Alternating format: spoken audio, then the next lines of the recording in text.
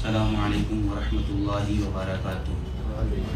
الحمدللہ آج تیسری شب رمضان اور تیسری نشست سوال جواب کی حضور محدث کبیر قبلہ مدث الاولادی کی بارگاہ میں پہلا سوال عرض ہے۔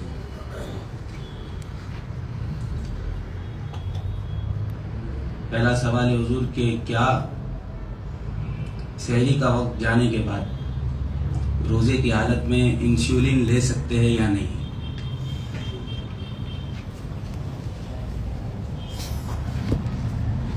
بسم اللہ الرحمن الرحیم۔ انسولین کا انجیکشن اس طریقے پر لیا جاتا ہے کہ وہ براہ راست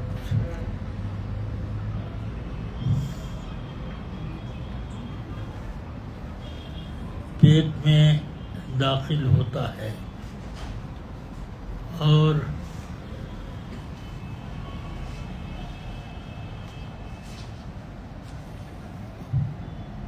یہ مفسد اس طور پر کہ کوئی چیز اگر داخل ہو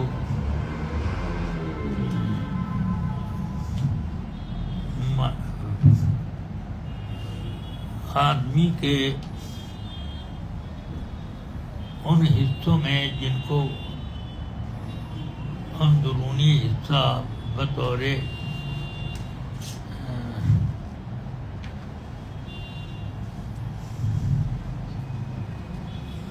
منفذ مان لیا گیا ہے، جیسے حلق کے نیچے یا مفصل کے اوپر یا کان میں یا ناک میں، اس طرح پر کوئی چیز داخل کی جائے۔ باقی رہ گیا کہ اگر انجیکشن لگایا جائے گوشت میں یا رگوں میں تو یہ اس جگہ نہ پہنچا ڈائریکٹ جہاں سے روزہ ٹوٹا کرتا ہے، مگر وہ جو انجیکشن انسولین کا لگتا ہے وہ ڈائریکٹ بطن میں پہنچتا ہے، جس کی وجہ سے اس روزے کے فساد کا حکم دیا جائے گا۔ اور جب سحری کا وقت ختم ہو گیا یا دن کے کسی حصے میں لگایا گیا تو یہ اس سے روزہ فاسد ہو جائے گا، اس سے پرہیز کیا جائے۔ واللہ تعالی اعلم۔ دوسرا سوال ہے کہ ایک شخص نماز پڑھ رہا ہے، اب اسی کے بالکل پیچھے آ کر دوسرا شخص نماز پڑھنے لگ گیا۔ اب یہ پہلا شخص وہ نماز پڑھ کر فارغ ہو گیا اور جانا چاہتا ہے، لیکن اس کے پیچھے جو شخص کھڑا ہے وہ ابھی نماز پڑھ ہی رہا ہے۔ اب جو یہ پہلا شخص ہے وہ اپنی جگہ سے ہٹ کر پیچھے چلا جاتا ہے یا چلا ہی جاتا ہے، تو سوال یہ ہے کہ اس کو نمازی کے آگے سے گزرنے کا حکم آئے گا یا نہیں اس پر؟ جب امام اکیلے ہی نماز پڑھ رہا ہے، کوئی اس میں شریک ہونا چاہتا ہے تو امام کے دائیں جانب کھڑا ہونا اس کا سنت ہے، نہ یہ کہ وہ پیچھے کھڑا ہو۔ ہاں اگر دو افراد ہیں یا زیادہ تو وہ امام کے پیچھے کھڑے ہوں۔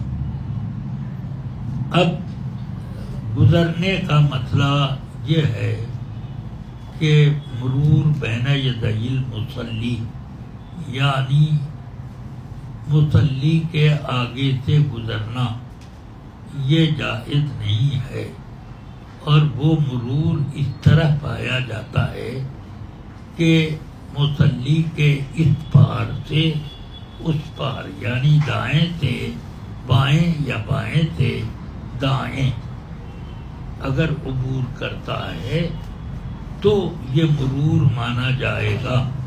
لیکن اگر مصلی کے آگے بیٹھا یا کھڑا ہے تو وہ مرور نہیں مانا جاتا.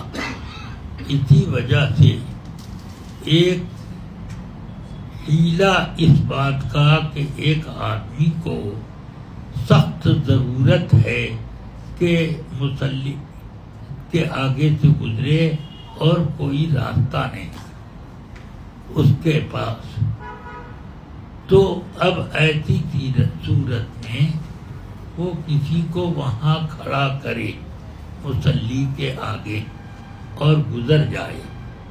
اب وہ جو کھڑا تھا وہ اس کو بھی گزرنا ضروری تھا، تو اب ادھر سے یہ جو اس پار جا چکا ہے وہ آئے اور یہ سترا بن جائے اور اس کے پیچھے سے وہ نکل جائے، تو یہ مرور نہیں مانا گیا. ادھر سے آ کر کھڑا ہوا واپس ہوا، ادھر سے جا کر کھڑا ہوا واپس آیا، یہ مرور نہیں ہے. مرور کا معنی یہ ہے کہ مصلی کے دائیں سے بائیں کراس کرے یا بائیں سے دائیں کو کراس کرے. آگے بیٹھا ہوا آدمی دائیں یا بائیں جا سکتا ہے، وہ کراسنگ نہیں ہوئی.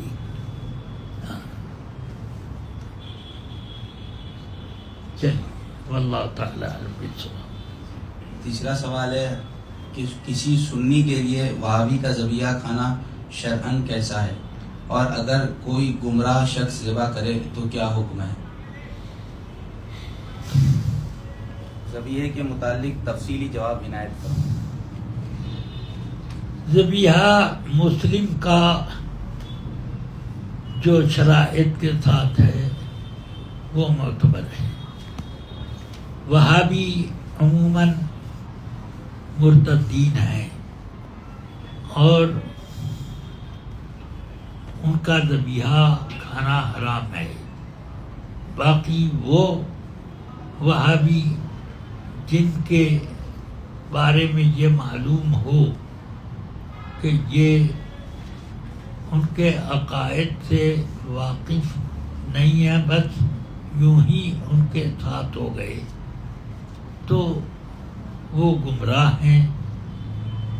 اگر اس کی گمراہی کفر فقہی میں آتی ہے تو اس کا ذبیحہ بھی حرام ہے، اور اگر کفر فقہی میں اس کی گمراہی نہیں آتی تب وہ حلال ہے. پھر بھی بچنا یہ آدمی کے لیے زیادہ بہتر اور موجب تقویٰ ہے، متقاضۂ تقویٰ ہے. واللہ تعالی علم. نماز عصر کا آخری وقت کب تک رہتا ہے؟ غروب آفتاب تک. آفتاب کا کچھ حصہ بھی اگر افق سے اوپر نظر آ رہا ہے تو عصر کا وقت ہے. نیچے یعنی گولا جو ہے آفتاب کا، اس کا نچلا کنارہ جانے سے وقت ختم نہیں ہوتا، بلکہ اس کا اوپری کنارہ جب افق کے نیچے چلا جائے تو عصر کا وقت ختم ہو گیا. اس کا کوئی ایک سوت کے جتنا بھی یا ایک بال کے موٹائی میں بھی اگر باقی ہے تو وقت ہے. اس میں اگر آدمی نے اللہ اکبر کہا کہ رے بھی اس غائب ہونے سے پہلے ادا ہو گئی تو اس کی نماز ادا مانی جائے گی.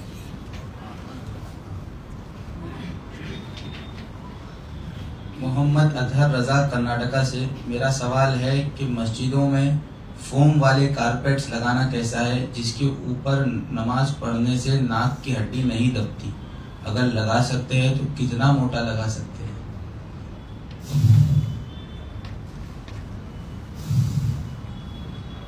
ناک کی ہڈی کا لگنا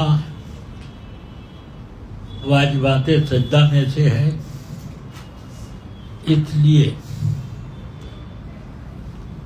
روئی یا فوم یا کسی بھی نرم چیز کا گدا یا کوئی ایسی چیز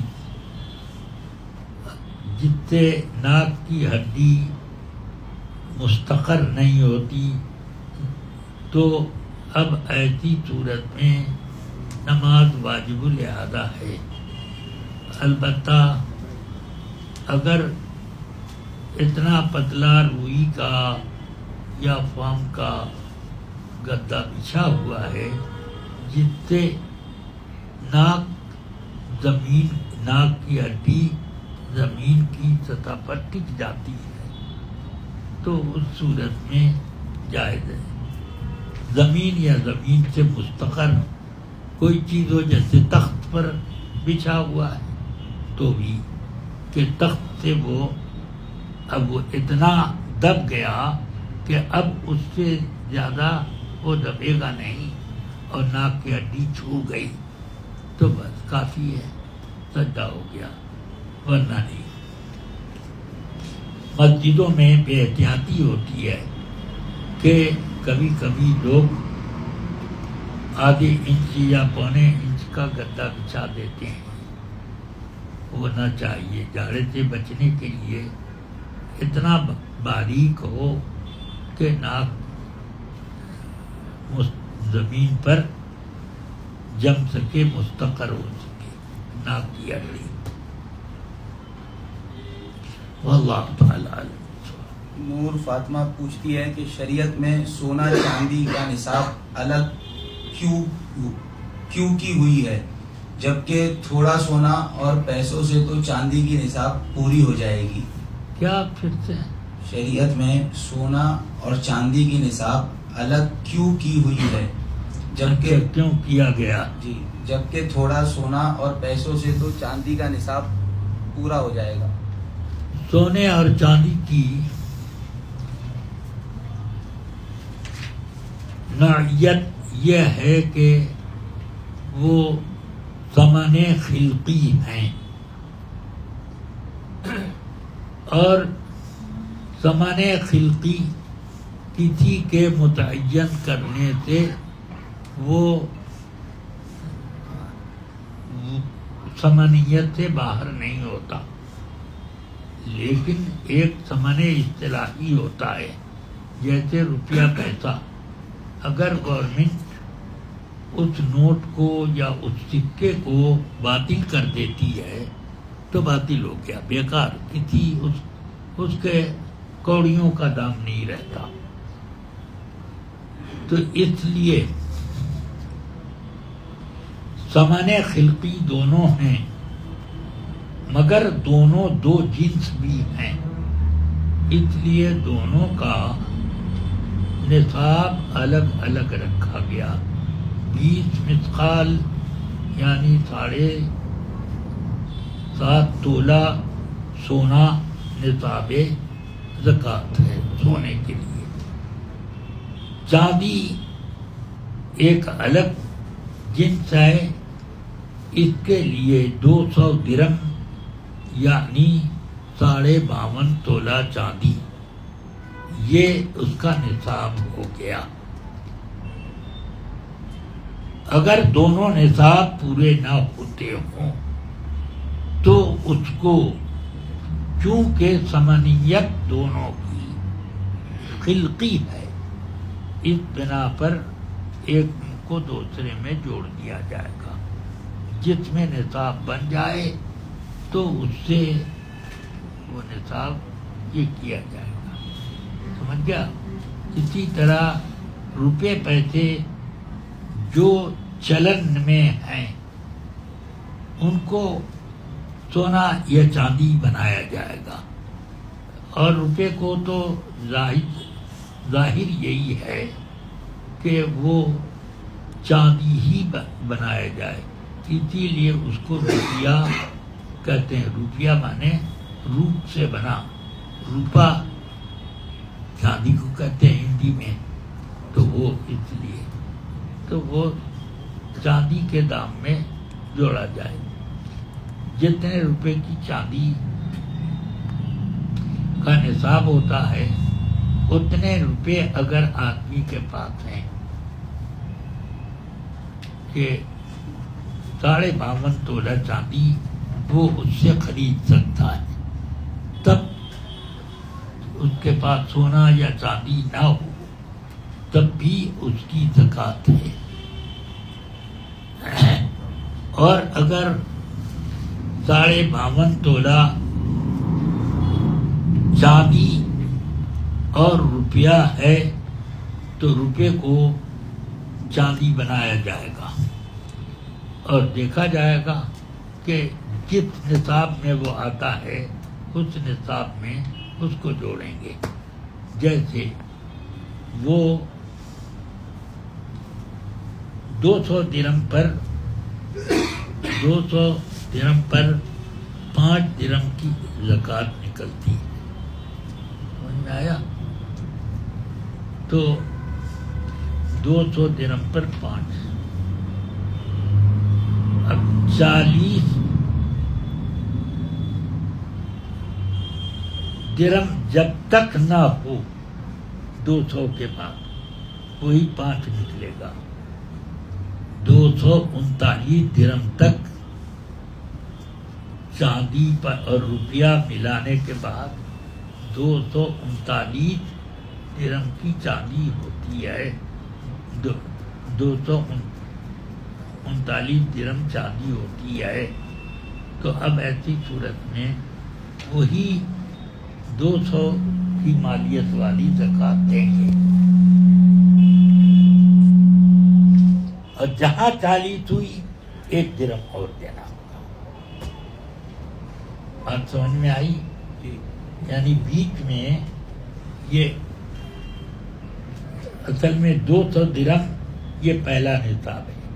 उसके बाद चांदी में हर 40 दिरहम पर एक दूसरा, फिर तीसरा, फिर चौथा, 240 पर दूसरा निसाब हुआ, 280 पर तीसरा निसाब हुआ। समझ में आई बात? इसी तरह बढ़ता है और बीच में जो है वो माफ होता रहता है। नहीं समझ में आई बात? ये अब अगर बीच में आ जाता है सोने वाला भी कुछ बच जाता है जो माफ है, और चांदी वाला भी बच जाता है जो माफ है, तो दोनों को एक बनाएंगे। अगर चांदी बनाने में दूसरा निसाब बन जाए या सोना बनाने में दूसरा निसाब उसका बन जाए तो अब उसकी भी ज़कात देनी ये। तो उसकी तमनीयत की वजह से ये रखा गया है कि दोनों को में जब कुछ निसाब से फादिल बच रहा है तो उसको जोड़ा जाएगा। हाँ, समनियत की बना पर कि दोनों समान है, बस ये है। और इसकी तफसील बाहर शरीयत वगैरह में देखी जा सकती है, और बाहर शरीयत के किताब ज़कात में।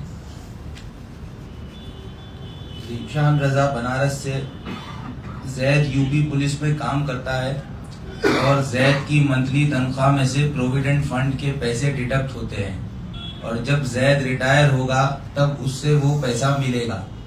हाँ, अगर जैद चाहे तो कुछ कागजी कार्रवाई करके कुछ पैसे जब जरूरत हो तब वो निकाल सकता है।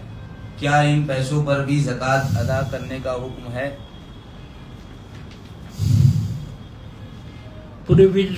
प्रोविडेंट फंड जो कटता है उसकी एक कहीं ये हैसियत भी होती है कि जितना पैसा कटा उसका उसी के बराबर या उससे کا کوئی جز کے برابر کمپنی بھی دیتی ہے یا گورنمنٹ دیتی ہے، اس طرح کا، جیسے پولیس میں ہے تو یہ گورنمنٹ کی ملازمت ہے، تو گورنمنٹ اتنا ہی اس کو دے گی جتنا اس کا جمع ہو، یا اس کا آدھا دے گی یا چوتھائی دے گی جو دی۔ تو جو اپنا کٹا ہے اس کی زکوٰۃ ہے، مگر ادائیگی حساب کر کے اس وقت دے گا جب ملے گا، یا اس کا 5واں حصہ مل جائے گا۔ سمجھ میں آیا؟ یعنی نصاب کا 5واں حصہ 40 درہم مل گیا تو 1 درہم نکالے۔ کیوں؟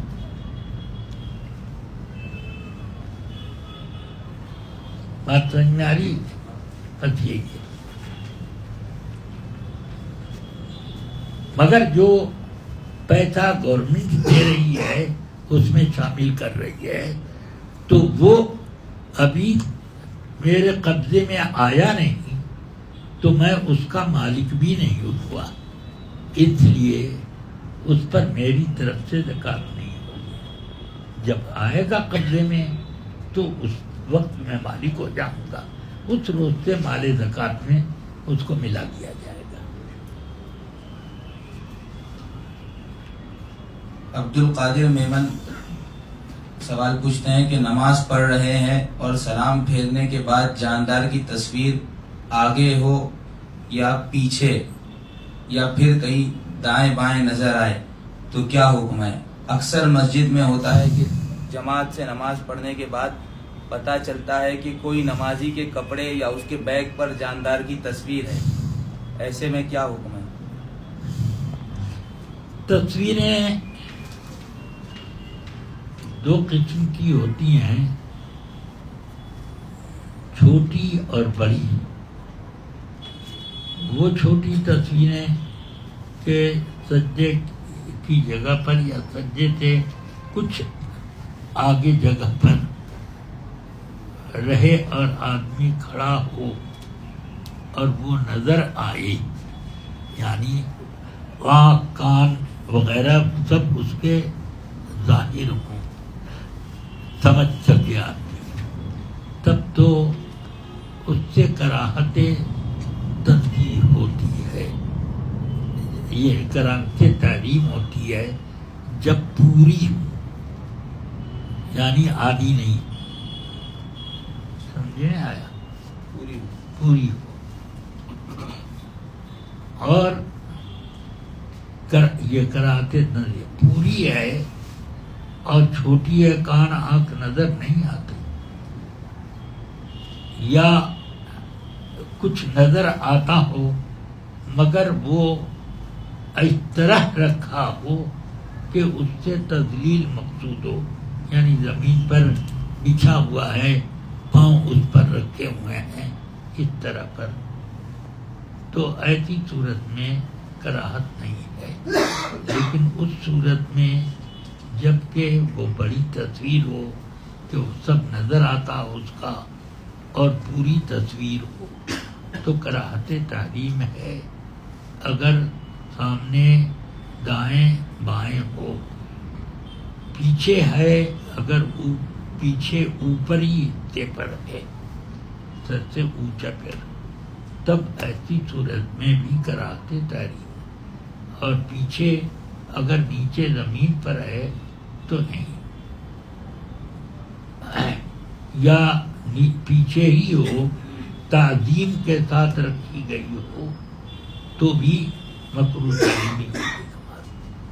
اور اگر تصویر کٹی ہوئی ہے جیسے آدھا دھڑ یا گردن اس طریقے پر تو نماز مکروہ تصویر ہوگی، اگرچہ اس کے آنکھ کان سب نظر آتے ہوں۔ فتاوی رضویہ کی پوری تشریح میں کا اقتباس کیا۔ چلیے، میں ایک مہینہ پہلے شارجہ UAE میں جاب کے لیے آیا ہوں۔ یہاں پر گوشت سب فریزر میں رکھا ہوا ملتا ہے، جس میں کچھ پاکستانی بیف کے پیکٹ پر حلال لکھا ہوتا ہے، لیکن پتہ نہیں وہ وہابی کا ذبیحہ کیا ہوا ہے یا سنی کا، تو اس گوشت کو کھا سکتے ہیں یا نہیں؟ جن علاقوں میں زیادہ تر گوشت ایسے ہی لوگوں کا دستیاب ہوتا ہے جن کا ذبیحہ مسلمانوں کے لیے ممنوع ہے، تو وہاں پر اس سے بچنا واجب ہے. اور جہاں زیادہ تر صرف سنیوں ہی کا پایا جاتا ہے اور ایک آدھ کہیں کہیں مشتبہ ہوتا ہے، تو اگر وہاں شبہ ہے تو وہ شبہ کالعدم ہے. ہاں اگر معلوم ہے کہ یہ فلاں کا ذبیحہ ہے جو جس کا ذبیحہ جائز ہے، تب تو وہ حرام ہے. یہ مسئلہ اس صورت میں جبکہ آدمی کا پتہ نہیں ہے کہ ذابح کون ہے، یہ اس طرح کا مسئلہ ہے، تو وہاں پر انہی چیزوں کا اعتبار ہوگا کہ زیادہ کون سا دستیاب ہوتا ہے. عبارات وغیرہ میں زیادہ تر ایسا ہی ہوتا ہے کہ ایکسپورٹ امپورٹ کا مال آتا ہے اور اس میں زیادہ تر ایکسپورٹ کرنے والی کمپنیاں جو ہوتی ہیں وہ گڑبڑ ہوتی ہیں. یہاں تک کہ آسٹریلیا سے بھی گوشت آتا ہے، اس کے بارے میں خوب اچھی طرح سے معلوم ہوا کہ کنگارو کا گوشت بھی وہ بھیج دیتے ہیں. زیادہ تر بڑے گوشت کے نام پر کنگارو کا گوشت ہو جاتا ہے، سعودیہ میں بھی اور امارات وغیرہ میں ہو جاتا ہے. بہرحال جہاں پر ادنا شبہ بھی پایا جائے تو اس سے بچنا مناسب ہے.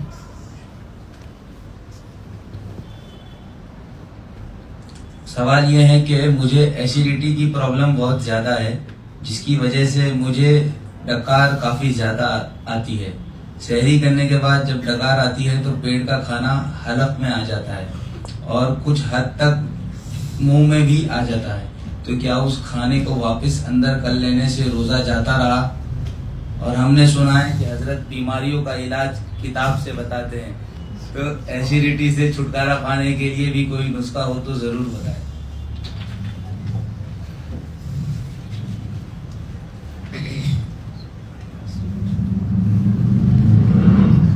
اللہ نے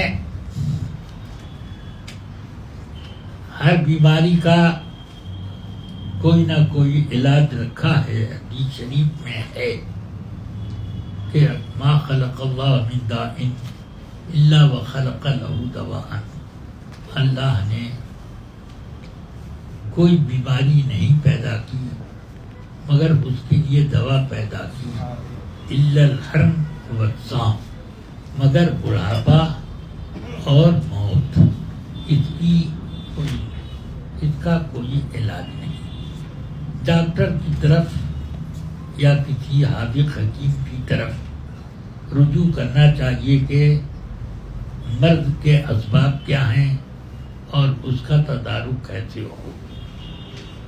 اس وقت صرف مسئلہ بتایا جا سکتا ہے وہ اس بات کا کہ حلق میں اگر کچھ تھوڑا سا آیا دانہ اور وہ پلٹ گیا تو روزہ نہیں ٹوٹا، لیکن اگر منہ بھرا اس کی وجہ سے تو روزہ ٹوٹ جائے گا.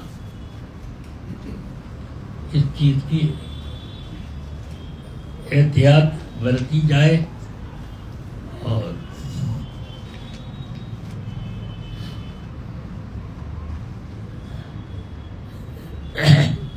ریاح وغیرہ سے بچنے کے لیے ہینگ کا استعمال کرنا چاہیے کم سے کم.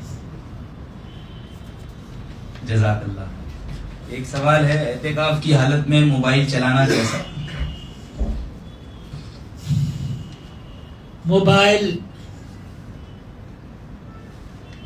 اعتکاف میں ہو یا بغیر اعتکاف کے مسجد میں استعمال نہ کیا جائے، کیونکہ عام طور سے اس میں دنیاوی گفتگویں ہوتی ہیں، اور آدمی کی دنیاوی گفتگو مسجد میں، اس کا حدیث میں آیا کہ جس طرح آگ لکڑی کو تباہ کرتی ہے، اسی طرح دنیاوی گفتگو لوگوں کی نیکیوں کو تباہ کر دیتی ہے، مسجد میں دنیاوی گفتگو۔ اس لیے اگر اس سے قرآن شریف سن رہا ہے یا کسی سے دینی مسئلہ سن رہا ہے یا بتا رہا ہے تو یہ تو جائز ہے،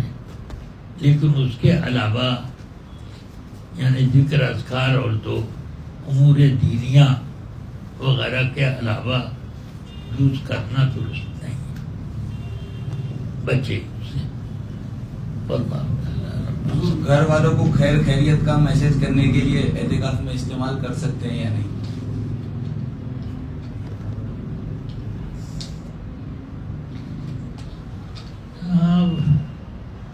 خیر پوچھنا یا سلام کرنا، بس یہاں تک تو یہ ہے، ٹھیک ہے، لیکن اب یہ کہ فلاں سودا آیا کہ نہیں آیا، اور یہ مال بکا کہ نہیں، کتنا پیسہ ادھر ادھر سے وصول کیا، یہ سب چیزیں نہیں ہونی چاہیے، صرف خیر تک ٹھیک ہے۔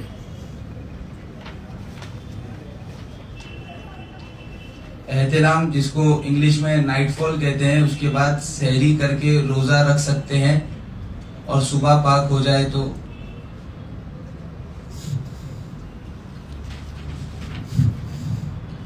آدمی کو سحری سے پہلے بدخوابی انزال والی ہو یا سحری کے بعد، اس میں روزے کا کچھ حصہ وقت میں گزر گیا تو اس سے روزہ مکروہ نہیں ہوتا، لیکن اگر آدھا دن آدمی کا جنابت میں گزر جائے تو یہ روزے کو مکروہ تحریمی کی حد میں داخل ہونے کی راہ بنا دیتا۔ اس لیے اگر کسی نے بیوی سے جماع کیا یا اس کو احتلام ہوا سحری کے پہلے فجر کے وقت نماز سے پہلے اگر وہ غسل کر لیتا ہے تو کوئی حرج نہیں، نماز پڑھ لے، تھوڑا سا وقت گزر گیا حالت جنابت میں، اس میں کوئی حرج نہیں، یا دن ہی میں وہ سویا اور احتلام ہو گیا تو اس سے بھی روزہ نہیں ٹوٹا، مگر یہ کہ آدھا دن وہ نہ گزرے، اس کے اوپر جلد سے جلد آدمی اپنے آپ کو غسل سے فارغ بنا لے، پاک صاف بن جائے۔ روزے کی حالت میں غرارہ کرنا کیسا ہے؟ ہاں، اس میں تو غرارہ کرنا تو عموماً غرغرہ کرنے میں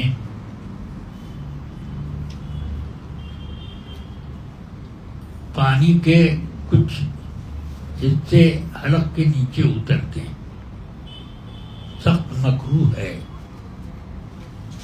اگر کسی آدمی کو غسل جنابت کرنا ہے اور اس کی جنابت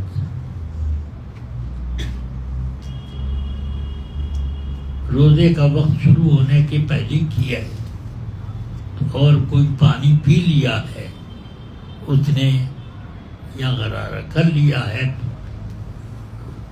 روزے کا وقت شروع ہونے سے پہلے، تو غسل میں اس کو کلی کرنا کافی ہے، غرارے کی تو کوئی ضرورت نہیں۔ ہاں جس نے نہ کیا ہو تو اس احتیاط کے ساتھ وہ کلی کرے کہ حلق کے اوپر تک کا جو حصہ منہ میں شمار ہوتا ہے وہ دھل جائے، بس اس پر سے پانی گزر جائے اور حلق سے نہ اترے۔ روزہ یاد رہا اور حلق سے ایک قطرہ بھی اتر گیا تو آدمی کا روزہ ٹوٹ گیا، اور روزہ یاد ہی نہیں تھا اور وہ بھول کر ایسا ہو گیا، تب تو پھر معافی کی درجے میں۔ یہ آخری سوال ہے کہ کوئی مالدار شخص عمرے کو گیا رمضان شریف میں اور عید کا چاند اس پر حج فرض ہے، اور عید کا چاند اگر اس نے مکہ مکرمہ میں دیکھا تو اس کے لیے کیا حکم ہے؟ اور اگر ماں اہل و عیال گیا اور اس کا حج ہو چکا ہے اور اس کے بچوں میں کوئی ابھی نوبالغ ہے تو اس پر حج فرض ہے بچوں میں سے کسی پر، اور عید کا چاند شوال کا جو اس نے مکے میں دیکھا پھر اس پر بچوں کے لیے کیا حکم ہے؟